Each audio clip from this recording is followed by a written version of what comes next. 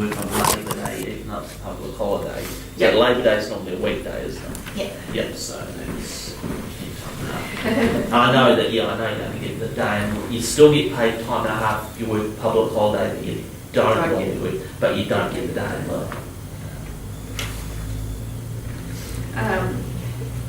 Right. So, yes, we're just going to, I just gave it a wee quiz on minimum employment conditions to get your brain functioning and thinking about HR and some of the legislation that's relevant. So, first question, ordinary time or ordinary hours are usually defined in employment agreements. If not, the Minimum Wage Act is taken as the guideline. What does the Minimum Wage Act set as the maximum number of hours? I always thought 40s. It is, exactly, B. Yep, 40. Now, a lot of people work a lot more than 40 hours, but it needs to be set in the employment agreement, what that is. If an employee is required to work overtime, then they are entitled to the following. I put D. D, yes, exactly. It used to be that you'd get, sort of these overtime rates, and in some employment agreements you will still get overtime rates, time and a half or double time, so it becomes quite lucrative and people want the overtime. But now, in terms of the legislation, it depends what's specified in your employment agreement.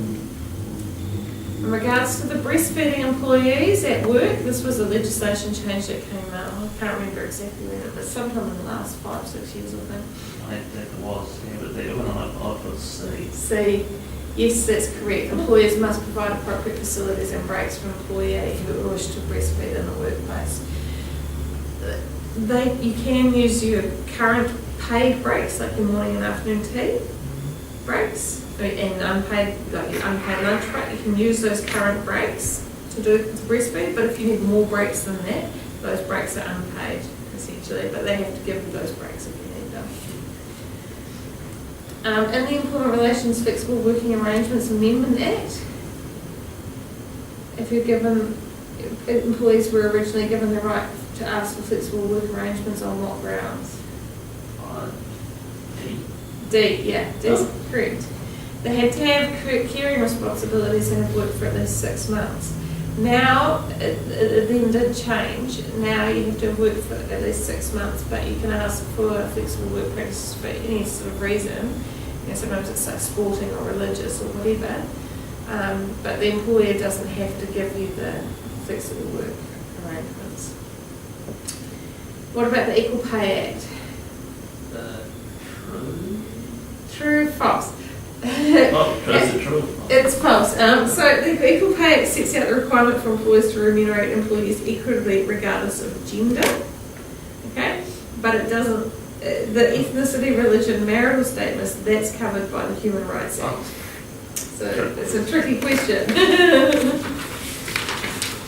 Under the Wages Protection Act, employers are not allowed to make deductions from wages for which reasons? I put A. They're allowed to do that. So they're allowed to take them out for child support payments, for PAYE, when there is an unauthorised absence. They're not allowed to take pay out of your wages when you break something and it's not specified in your employment agreement. If you're a waitress and you drop a tray of glasses and they want to take the money out for recovering the cost, they can only do that if it's written in your employment agreement that they can do that. Make sense? Yeah. The Wages Protection Act requires employers to pay their wages in cash. True. Yeah, that is true. Yeah. In other words, they can't pay you in services or goods. They can't say we're going to give you, a year's supply of fish instead of your salary. Okay. Under the Employment Relations Act and Minimum Wage Act, wages records must be available for how many years? 7. 7, yeah. I remember saying 7 somewhere. That's the tax legislation as well. The minimum employer contribution for KiwiSaver is what percent of the employer's gross pay? Is it 2? It used to be, now it's 3, so none of the answers are correct. It was 2%, now it's 3%. See, I made it tricky. Under the Holidays Act, employees are entitled to what annual leave? D. Yes, 4 weeks after 12 months of continuous employment. I was trying to remember, so I was pretty sure sick leave was, you get that after, well, paid sick leave after Yeah. 6 It is after 6 months, yeah, exactly. Well, I knew one was 6 months. Yeah. Since the 1st of April, employees are now able to be paid out for 1 week of annual leave, true or false? True. Yeah, it is true. So it used to be, when we had 3 weeks annual leave, you couldn't get paid out for any of your annual leave. When they increased it to 4 weeks, they was just said, well, 4 weeks, but you can get paid out for a week.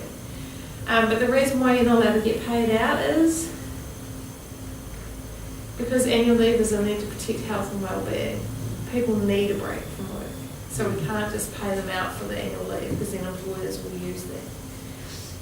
For those who are employed for less than 12 months service or on casual employment agreements, holiday pay is calculated at what rate? 8%. 8% is equivalent to 4 weeks of annual leave, essentially. When we had 3 weeks annual leave, it was 6%, because that was equivalent. So that's when you're casual and you're not doing regular hours, you get paid the 8% on top of your wages. Pay as you go is what they call it. Okay. 11 paid public holidays in New Zealand, which is not one of them. New Year's Eve? Yeah, good. Yes, I was pretty sure that it was on New Year's holiday. Yeah. It was definitely in Queensburg. If you're working in a pharmacy open 365 days and you usually work Monday to Friday and you've been asked to work Labour Day even though it's a public holiday, what are your entitlements? Time and a half a day load. Time and a half and a day and load, yeah. And if you don't normally work Monday, Time and a half. time and a half. An employee is eligible for 5 days paid sick leave in a 12-month period after 6 months. 6 months. Oh, actually, I think it's the working on average of 10 hours a week and it's per work of 40 hours per month over a 6-month period. It's actually big, yeah. An employer can require a medical certificate for sick leave after how many days of continuous sick leave? 2. 3. I knew it was either 2 or 3. 2 or so 3, yeah. it's- Under the Holidays Act, employees who have been continuously employed for 6 months are entitled to what paid bereavement leave? No, Yeah, he's correct. 1 day for friend or acquaintance, 3 days for family. Anna has been working full-time at a pharmacy as a shop assistant for 6 months and has just discovered she's pregnant. What is she entitled to? I put C. They're all incorrect. The legislation has changed and updated. It updates quite regularly. She's entitled to the paid parental, they call it primary care leave now, of 18 weeks, and from the 1st of July it will be 22 weeks. And she's entitled to the 26 weeks of leave in total. If she'd been working for a year, she'd be entitled to the full 52 weeks of leave. Okay, so, yeah. Just to make it even more complicated. There we go. So that's a little introduction to some of the employment legislation, and we can have a look at some more of that next week. Tonight we were going to sort of focus on recruitment and selection, because you guys were kind of interested in that in particular. So recruitment and selection. What is the difference between these two key concepts? Recruitment seems, well, I think that's more like when you advertise, put like an ad in a newspaper. Absolutely. And selection seems more like you're physically going out and looking for those people. Yeah. Selection is when you're, yeah. So recruitment is the process where you're getting the pool of applicants. So it's that advertising, and getting a selection of people applying. The selection process is when you go through the process of choosing who out of those applicants you're going to appoint.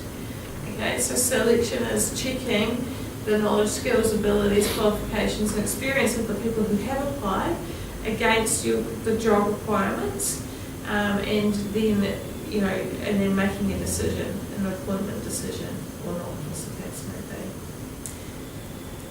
So recruitment is, we have to first and foremost decide that we're going to recruit, okay? So sometimes when a person leaves an organisation, it's a good opportunity to say, well, do we really need that job? Can we redistribute some of the tasks? Or has the job changed? So it's usually an opportunity to revisit the job description and the person's specification and make sure that they're up to date. Do you know the difference between a job description and a person's specification? Well, person description, isn't that more talk about the qualities of Yep. the person, The so like attributes, their yeah. personality and stuff? Yeah. Whereas the job description is talking more about Have a quick go at this activity. Which of these, just put PS or JD alongside each of them. So for example, designing and delivering relevant and appropriate career education programs, is that part of the person specification or part of the job description?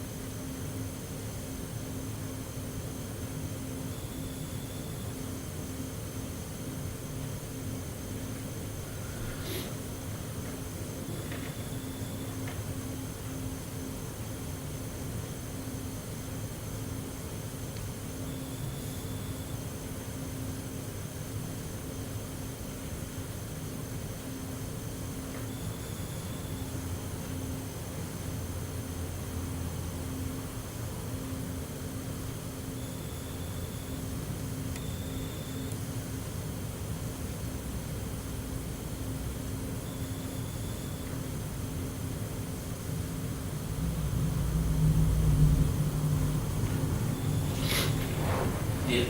So the first one is job description. Okay, cool. A master's in law would be person specification. Yeah. Attending health and safety meetings. Job. Next one, knowledge of the Resource Management Act. Person. Good. Ability to lead a team effectively. Person. Yes. Excellent interpersonal communication skills. Person. Manage operating budget. Job. Coordinate rosters. Job. Prepare presentations. Yep. Sound knowledge of financial management. Good. Sound judgment and decision making. Person. Extensive knowledge of employment case law. Yeah. Recruit and select appropriately qualified staff. Job. Yep. Master's degree. Person. Achieve monthly targets. Job. Produce monthly reports. Yes. And ability to type 120 words per minute. Person. Excellent. You nailed it. So basically job description, that's all about more what they will be doing. Yeah. Person is that talking about more like what they need to be able to do those tasks. You know, so for some of them, people really get confused about this. Like I see a lot of documents out there, job descriptions that include aspects of person specifications. They get them muddled up, often include them, you know, combine them a little bit. It's good to keep them separate. Why? Well, it's easy to confuse too. Yeah, and they have a slightly different purpose, you know. A job description will often, you know, it's laying out what's expected for the job, and it often also lays out the key performance indicators, the KPIs for the job, you know, so what the targets are. And it can, so that can be used as a basis for the, you know, for performance management further on down the line. It can also help us with writing our job advertisement. Usually with a job advertisement you want to describe the job a little bit so that you can take that from your job description. Okay? But you also want to specify in the advertisement what you're looking for, what is essential for successful performance on a job. Okay? So this, you know, your job description and person specification are really important documents, and we need to have developed those in a thorough kind of a way. So when somebody leaves, it's a good opportunity to have a review of the job description, the person specification, and sometimes we can undertake something called a job analysis. I don't know if you've heard of that. A job analysis is essentially where you go through and critically analyse what is actually involved in this job and what are the, you know, and what are the key knowledge, skills, abilities required. Can they be used? Else. Yeah, and you use that information to develop your job description and your person specification. You know, to do a job analysis, you might interview people who are currently doing the job. You could observe them doing the job. You could get them to record information. You could use questionnaires. The more people you can interview who are doing the same job, the more valid your information is going to be. So that sounds like something that a company would do, like when they're laying people off, so see what jobs necessarily can be handled by. Which we have to be a little bit careful about when we use them. If we only use them when we're looking to lay people off, then people will get very suspicious. I know, about the I'm process. that sort of one. It is one use of them, but when an organisation will use them to get a really good sense of what people do and what skills they need in order to do those jobs. And people are a little bit afraid of that process because they do think that it might lead to the job losses and things like that. So, a lot of organisations sort of skip the job analysis part because it is too scary, or it does have a bad, it can be misconceived by staff.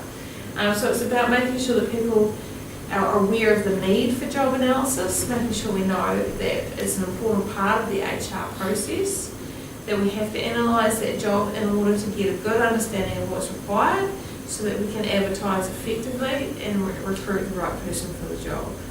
Okay? If you don't have a good job description or person specification or an accurate one, you're going to end up with the wrong person, right? So these documents, the job description and the person specification, do form the basis for our recruitment and selection processes. So we established our key selection criteria. So, often, so many times in job ads I see communication skills essential. Of course communication skills are essential for pretty much every single job, ever. Some kind set a of hold up in sort of some hokey little office in the back corner of farms. But communication skills are huge and varied. There's written communication, there's oral communication, there's listening skills, there's communication is way more than, do you want them to be able to write well or speak well? Or both?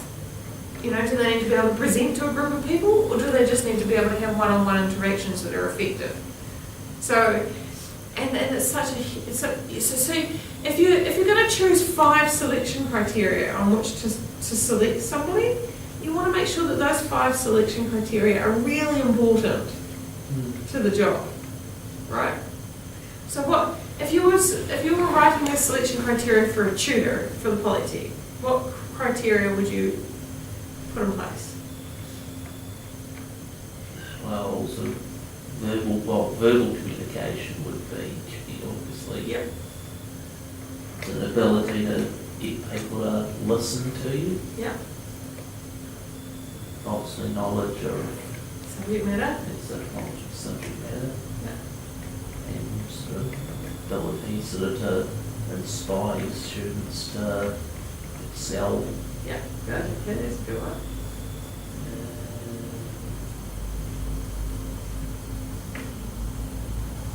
This is what I'm trying to think of.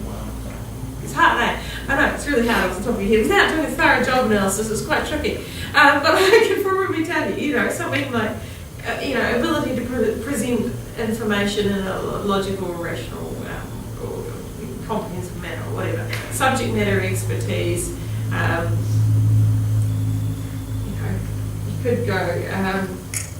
You could go into all sorts of areas, I guess, developing materials and assessments and resources. Well, actually, that's a job description. The ability to develop, professional resources for use or whatever. I don't know. There's all sorts of things you could include. Speak coherently, which I can't do right now. But yes, so you establish those selection criteria, and then we advertise the position. Okay, so then we can do that in a lot of different forums.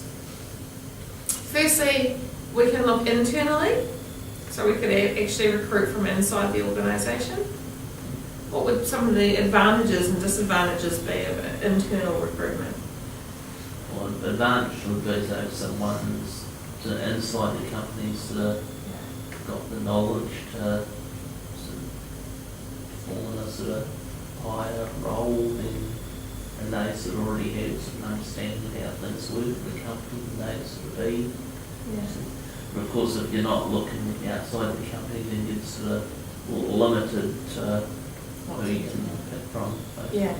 I mean, it's good if you can recruit internally because it does, provide people with career opportunities inside the organisation, and that's a positive.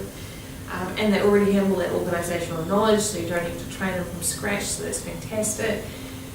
But the disadvantage is, like you say, you're not getting new ideas or new diversity into the organisation or new skills into the organisation. And you still then might create another vacancy within the organisation that needs to be filled anyway. In public sector organisations, we have to advertise when a job comes up. We have to actually, and that's part of the state sector, we have to be transparent in these processes, so we actually have to advertise. Private sector, you don't have to advertise. If you know somebody who's right for the job, you can show them to them and say, hey, do you want this job? Yeah. In the public sector, you'd have to, you could still say you should apply for this job, but you still have to go through the process of advertising and applying. Yeah. So external recruitment, obviously these days online is the huge sort of source of recruitment. We're still advertising newspapers and magazines, but a lot of it's Seek, Train Me Jobs, all of the online sort of options provide significant sources for applicants potentially. Here's a little activity. This one is matching your different sources. That's the method. With your you've got a for or against, so advantages and disadvantages of each of those different methods. I'll let you use your brain for that one. I'm just going to go get a drink of water.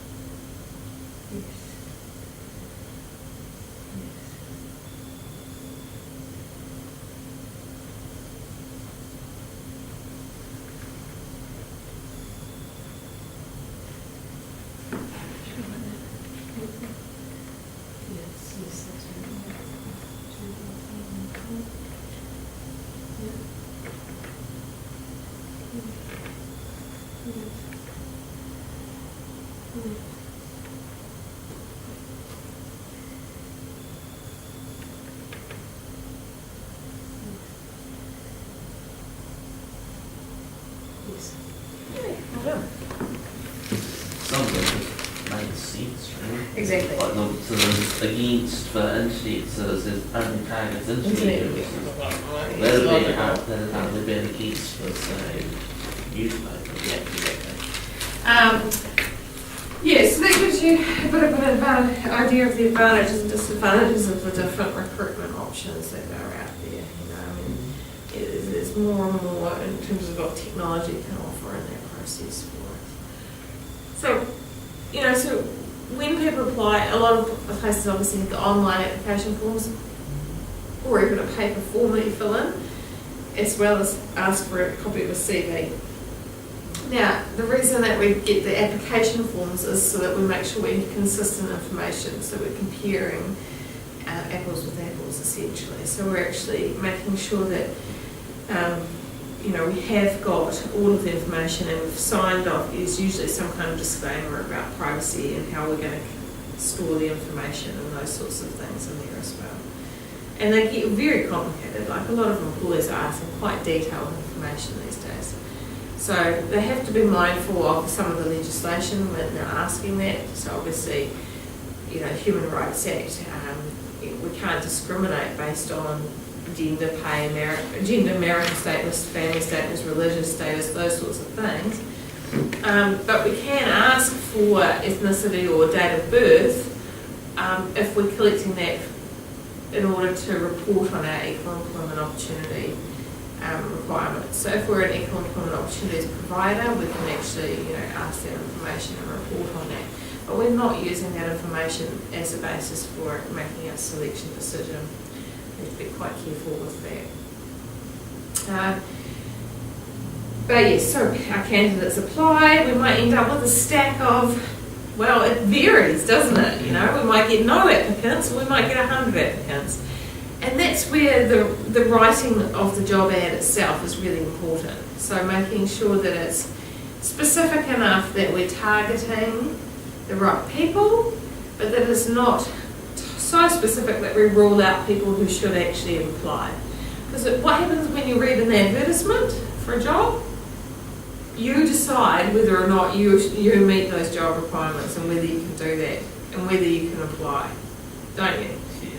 So we want people to self-select we want the right people to self-select in. Now if you have all of the skills and knowledge to apply for that job, but it says must have a level 6 qualification, and you don't have that, then you say, all right, there's no point in me applying. If it says a level 6 qualification is desirable, then you go, okay. Likely to apply for it, but it's still. Yeah, you go, okay, I've got all the skills and the knowledge, and it's only desirable that I have the qualification, and I'm working towards the qualification, so maybe I should apply. Okay? Because, so that leaves it open a little bit. So how you word those things is really important. If it is essential that they have a level 6 qualification, then put that in there. But if it's not essential, then put desirable, you know, or preferred or something like that. Keep it open. Okay? Because we want the right people to self-select in. And then what do we do once we've got this pile of applications? Somebody has to go through all of them and work out whether or not they progress through to the selection process. So we usually would go, there's a pile of no, they don't meet the selection criteria. These ones do meet the selection criteria. These ones may be somewhere in the middle. How many are we going to actually take through this selection process? Maybe we want to be able to, you know, have 5 or 6 that we interview, 4 or 5. Remember that the more people you're interviewing, the more expensive it is. Because usually with the interviews, you're going to have a panel of people, HR, the first line manager, somebody else, maybe 2 or 3 people involved. So it's quite like when I had the interviews down at Westland, well, I actually had 2 interviews. I had one just over the phone with the IT manager, and then I went down there a week or so later and I met so it was the same IT manager was there, and they also had one of the ladies from HR. So that's one way of doing it. Do a telephone interview to start with. So they can sometimes call it like a multiple hurdles approach. If you get past the first hurdle, you get to the next hurdle. If you get past that next hurdle, you get to the next one. That was the second time I applied for jobs. The first time I didn't even get shortlisted. So did you do anything other than an interview? Well, like I said, I had the phone interview, then I had the face-to-face interview, and I did have to go to a pre-employment medical as well. A medical, yeah. So pre-employment medical checks. Not necessarily, it's part of the sort of pre-screening process. It's not one of the sort of selection tools specifically, but it's... But I suppose so part of the job was sometimes I had to go into the plants and so they have to make sure that your medical's okay. They usually call it a pre-employment check. So your police check, your medical check, your drug check, even your reference checks often fall into that category of the sort of pre-employment check. So the time I'll do it in a cup. Yeah, well, you're lucky you've never been pregnant. Every second week. Okay. But yeah, that was sort of the only other sort of additional thing I can think of that they do. So the pre-employment medical, and then I got the email saying I was being formally offered the job.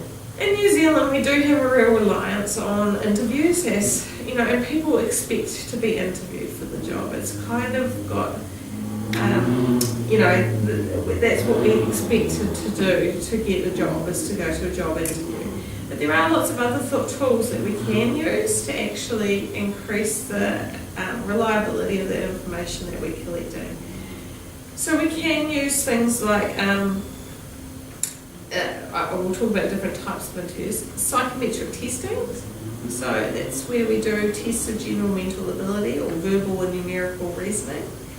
Or personality tests are also psychometric tests. So we have to have a pretty good idea of how those relate to the job requirements. And there is quite a lot of research out there that suggests that general mental ability is a good predictor of job performance. And there are jobs where specific personality attributes are rather important. And conscientiousness is a personality trait that actually has been also linked quite highly with high job performance. So there is an argument for doing some psychometric testing. Okay, and psychometric testing will tend to draw out somebody's strengths and weaknesses and how they operate. Okay. Psychometric testing can be done online, but it does need to be done by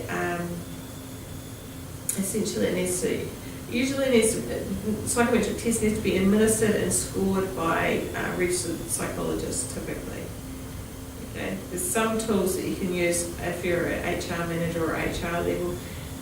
But yes, often that's something that's sort of outsourced in terms of the, consultant firms will do psychometric testing for you, unless you've got somebody trained on staff to do it. Okay. We can also use work sample tests. Is that like work experience? It's a little bit like that. It's a bit like giving somebody a set task and asking them to complete it. Like it might be if you're applying for an administration job, type up this letter, okay, and hand it in. You've got 10 minutes.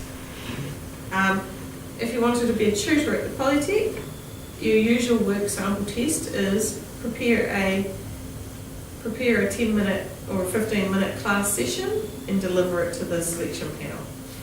When I at one stage after I left Westland, I did apply for a job at the hospital, and I got in for an interview there. Yeah. And one of the things that they did there was we actually did a bit of a role play. Yeah. Because basically it was sort of 10 minutes past, I was acting out what a particular day in my life and someone in IT would be like. So that's a work sample test.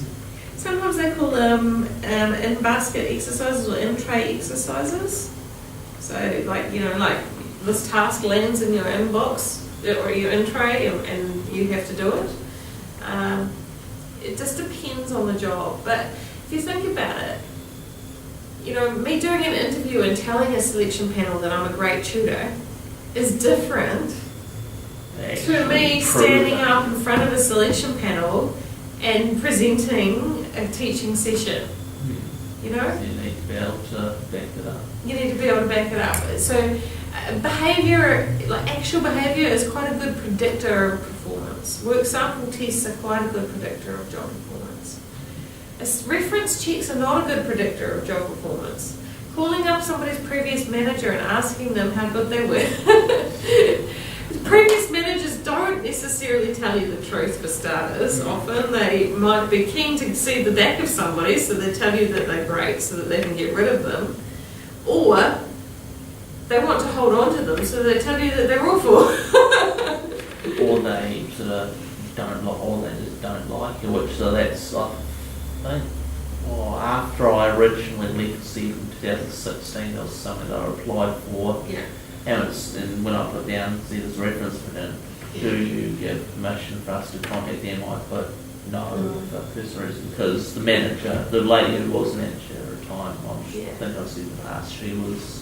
Yeah, she had a thing against you. She was not a nice person. Not a nice person. She got fired. Yeah, exactly, that's right. So you don't want that person giving you a reference. If you have put somebody down as a reference, they're most likely somebody that's going to say something good about you. You're not going to put down somebody who's going to say something bad about you. Oh. So then how useful is that really? And then we have this term called an assessment centre. So an assessment centre is where, if you're recruiting a large number of people at a given time, you might get a whole lot of people together and put them through a battery of tests.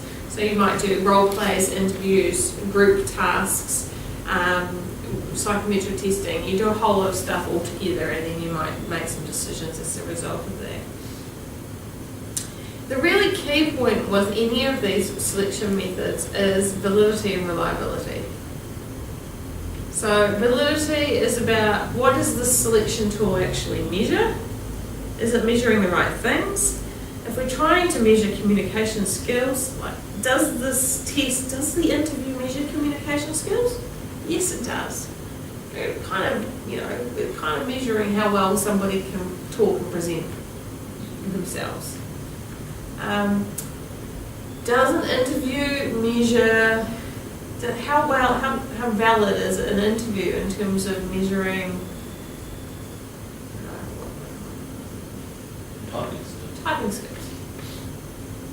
Now, I'm going to say in the interview, yes, my typing skills are excellent. I'm an advanced typist. Thank you very much. Unless you're doing the interviews over Skype or something. Okay. Yeah, whereas a work sample test, type up this letter and we'll watch you do it, or we'll check your result at the end. You know, give them 5 minutes to do it and give them a bit of pressure. How well do they do? Much more valid test of typing skills. So you really have to think, what am I trying to get them to do? You know, if you're recruiting somebody for a customer service position, and that's why the IT, the role play, is quite a good one. You know, actually put them through a role play, check what they would do with a customer. If you get a customer that comes in, and so that's kind of an important aspect, is that validity. And reliability is how consistent is that information, over time or between interviewers. So to improve the whole selection process, we need multiple interviewers so that we actually have some consistency, or multiple people on the selection panel measuring the results of the outcomes, because that gives us that reliability of information. I think the key thing with an interview is that we can make them more valid and more reliable by how we do them. If I say, hey Zane, I saw your CV, I'm really keen to have a chat, can you come on in on Monday at 2 PM and we'll just have a chat about the job. Is that going to be a particularly valid or reliable predictor of job performance? You mean the interview? Yeah. Oh, well, I said depends on the job. Okay, Zane. Oh, nice to meet you. Oh, right. So I see here that you're interested in playing league. I lied. You lied. Oh, well, but I love league, and you love league. So you know, you must be well suited for this kind of work. Not actually. So Asking the right questions. Yeah. So there's a difference between, they call them structured versus unstructured interviews. An unstructured interview is more informal and doesn't necessarily ask the same questions of all the candidates. A structured interview, we make sure we ask the same questions. The questions are linked to the selection criteria. There's a scoring process, so we know when somebody's answered a question well and when they haven't. So similar to how I do your marking for a marking rubric, you get a 1 to a 5, or you get you get rated, like the performance ratings that we talked about. You get rated somehow on your answers. We have the same selection panel, so the same interviewers. We ask the same questions of all of the candidates. We ask them in the same order. So there's consistency there within that process. We don't throw in crazy questions like, so who's your favourite rugby team? I've sat on interviews where senior management have asked those questions. They're not appropriate, they're not relevant, and they're not legal. If somebody was going to challenge the interview, then you could challenge it on that basis. Okay? The questions need to link back to the selection criteria that we've identified in the person specification as important for the job. The more structured the interview is, the more of a valid predictor it is of job performance. Ultimately, what we're trying to do is predict job performance. Can we predict job performance 100%? No. Huh? How much percent do you think we can predict it? 80. 80? But I'm just trying to come up with a number. Yeah, no, I know. You would hope 80%. Do you know what? We're nowhere near 80% being able to predict job performance. Unfortunately, that's pretty sad, isn't it? You have a look in Rugman in your textbook. There's a table there.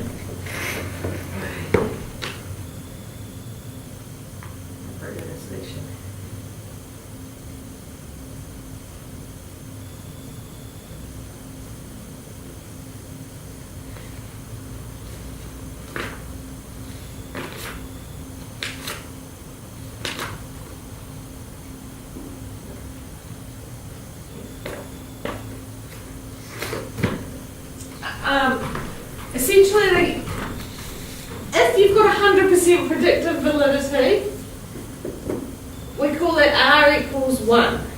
Okay? So when R equals 1, the relationship, we're talking about a correlation. You may or may not have talked about correlations before. As this thing increases, this thing increases. Okay, so in an ideal world, Zane, the more hours you spend studying, the better your marks. Yes? Not always. Wouldn't it be nice if that was 100% correlation? Okay? Is it 100% correlation? No. No. Sometimes you study more, you do better. Sometimes you study less, you do better. It's really hard to predict. Some students do really well studying hardly at all, and they still manage to get excellent assessments. So 100%, ideally that's what we'd get with the selection procedures as well. We'd get 100%. So R equals 1. So R is your correlation coefficient, essentially. Okay?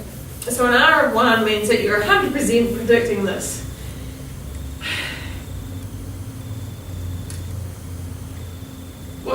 According to that table, what is the best predictor of job performance? Assessment centres. Is that for job performance or? How well does selection methods predict? Yeah. 0 0.5. But that's for promotion, not for Structure. Structured interviews. Even structured interviews, that's actually not. So it depends which study you look at, you see. Schmidt and Hunter in 1998 did a meta-analysis. So meta-analysis is where you take all of the research on selection and you combine it into one study and you look at you know, from all of the different studies on selection methods, what is the overall result, okay? So I think it actually came out 0.54 or something like that from the Schmidt and Hunter study for a structured interview. And a test of general mental ability came out quite high there. So, anyway, what we're saying is the test of general mental ability and a structured interview are probably the highest predictors of job performance. But they're each in and of themselves only around 0.5 or 0.6 predicting job performance. Okay? Around that point. And what is an unstructured interview? 0.38 or 0.38 and 0.31. So around 0.3, yeah, 0.35 maybe.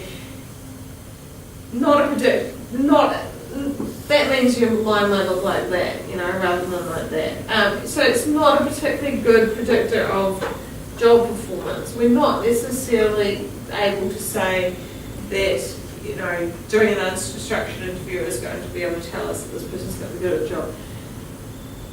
Even these methods by themselves are not particularly good predictors of job performance.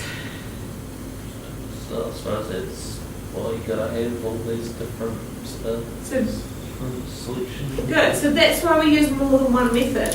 If we use more than one method, we can increase our predictive validity, and we call that incremental validity.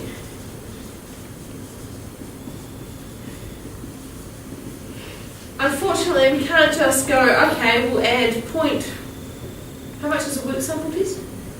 0.5.